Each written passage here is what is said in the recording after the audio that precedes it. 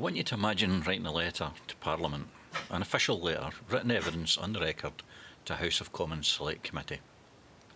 And imagine in that letter you write, and I'm going to read you the actual words in a minute, that your organisation is already doing a brilliant job sitting under a regulator to ensure accountability and best practice.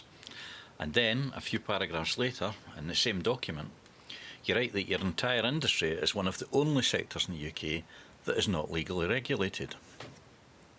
Regulated, not regulated, same letter, almost the same sentence.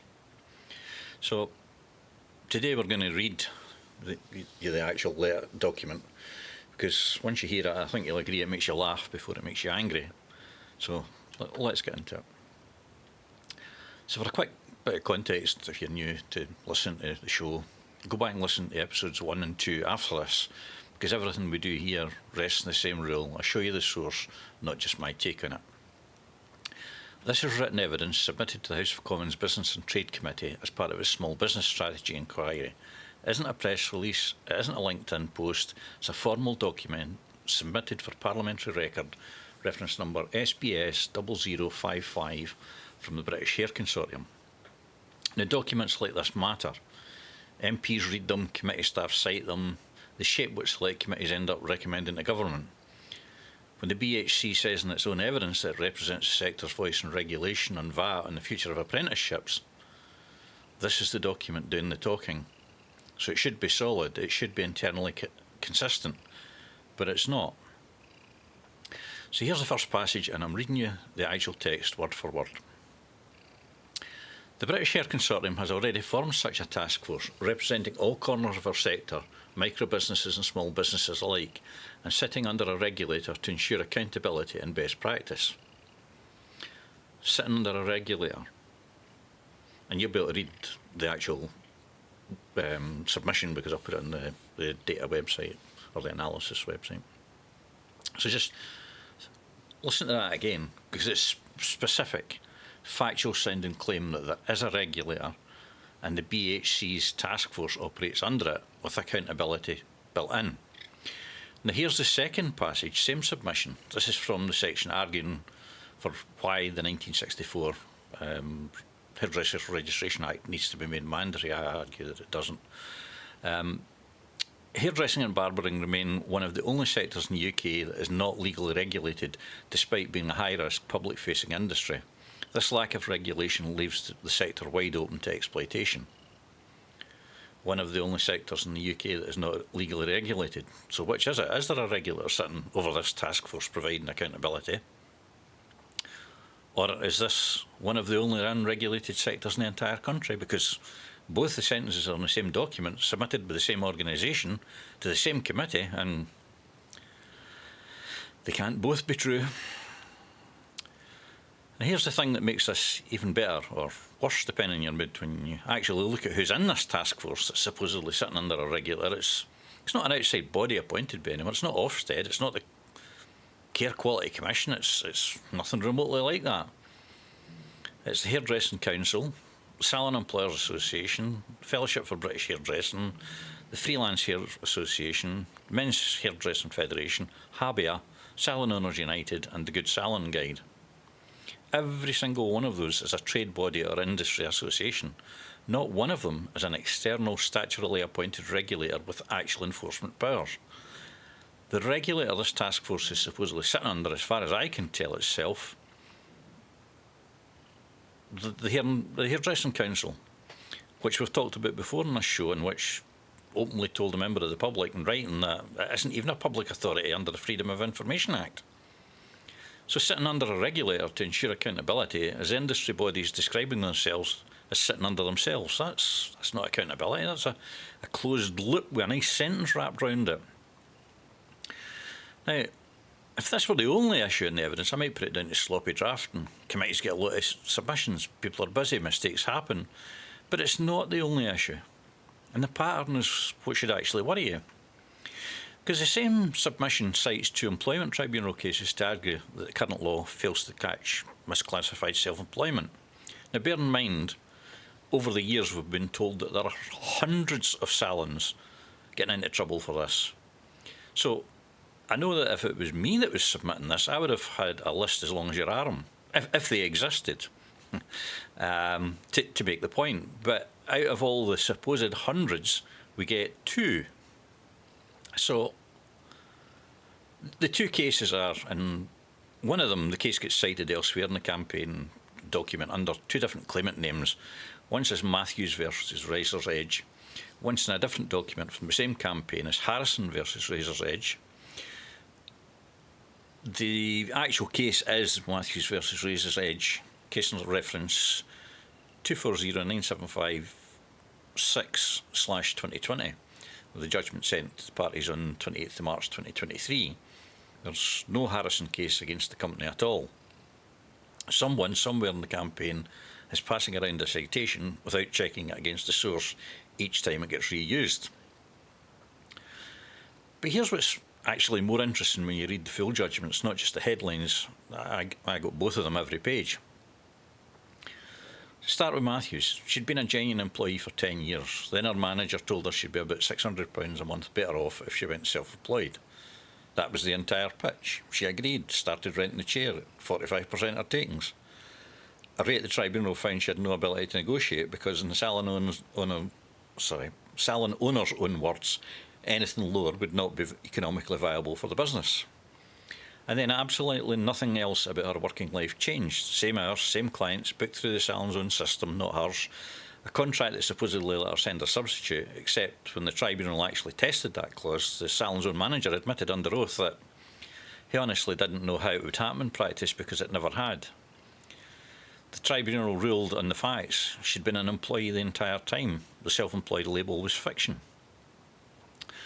Now, of course, the case that everybody talks about because it's the main one that started the whole thing off is Gorman, the Gorman case, Megan Gorman v Terence Paul. So if anything, this case is actually worse. 67%, 2/3 taken straight off her earnings, decided unilaterally, no negotiation. The judgment says in those exact words, no negotiation.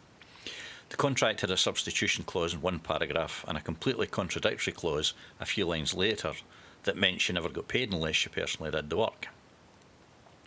The tribunal found the document contradicted itself on its own terms. 12-month half-mile restrictive covenant stopped her from working nearby or going near her own clients after she left. Client information locked behind the manager's PIN code, and when the stylist worked out the PIN, the salon changed it specifically to lock them back out. The owner's own witness admitted, and I'm quoting the judgment directly, that her working anywhere else would be a conflict. The tribunal's conclusion, employee, not self-employed, full stop. And I have to say, after reading these cases, I would have found exactly the same way as the tribunal. So here's what both of the BHC's uncited cases actually prove. Once you read past the headline, the 2 tribunals, faced with genuinely deceptive self-employment arrangements, forensically took them apart and got it right. The law caught it, both times. That's not the system failing to catch misclassification. That's a system working exactly as intended. In both of the only 2 cases this entire submission offers as evidence. And while I was putting this episode together, a third one landed. I think it was Wednesday or Thursday. Spack versus E11 Backstage Studio, which is a hair and beauty salon. I think it was more a beauty salon. And it was a remedy judgment that was handed down in June this year. Same shape of case entirely. Small owner-run salon. Self-employment presented as a done deal rather than a real choice. Tribunal's own words on this one, the claimant may have agreed the self-employment, but she was not offered any other choice as to the terms in which she worked. No compliant written statement of terms was ever issued, and the salon tried the exceptional circumstances defence to reduce the penalty. The tribunal rejected it and awarded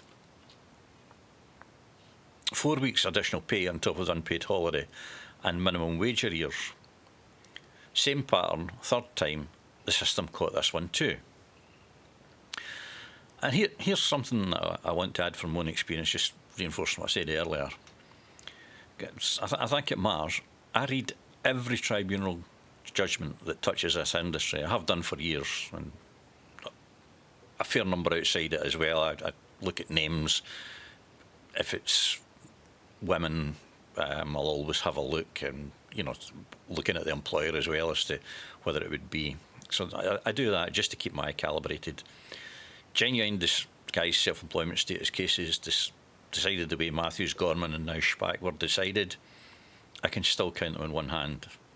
It's not a formal study. I'm not going to pretend it's a database query. It's just what years of reading the judgments has shown me. But if the true picture were anything close to an epidemic in an industry, BHC itself says represents over 70,000 workers, you would not expect the tribunal record to be this thin, or for me to be able to name each case individually the moment a new one lands. 3 clear, valid, correctly decided cases is real evidence that when this happens, the system deals with it properly.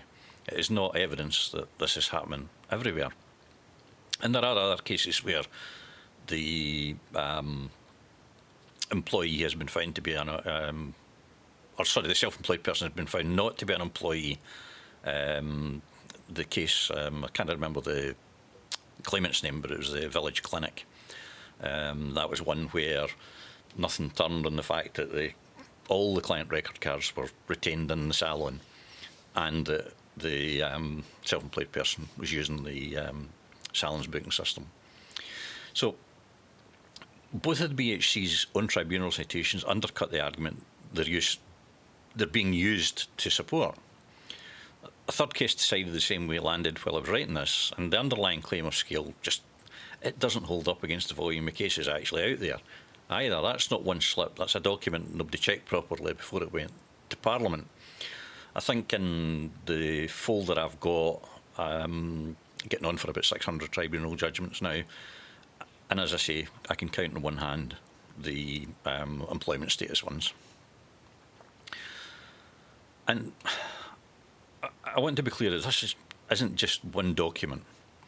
If you go to the Hairdressing Council on How We Work web page, not evidence to committee, just their own website, and they compare themselves directly to doctors, nurses and dentists, professions where state registration is mandatory. And then in the very next sentence, they say they're funded by, and I quote, our members and sponsorship. Now go and check how doctors' regulation is actually funded. The General Medical Council says explicitly it's funded entirely through registrants' fees, deliberately, precisely, so that it doesn't answer to outside sponsors. That's the whole point of an independent regulator.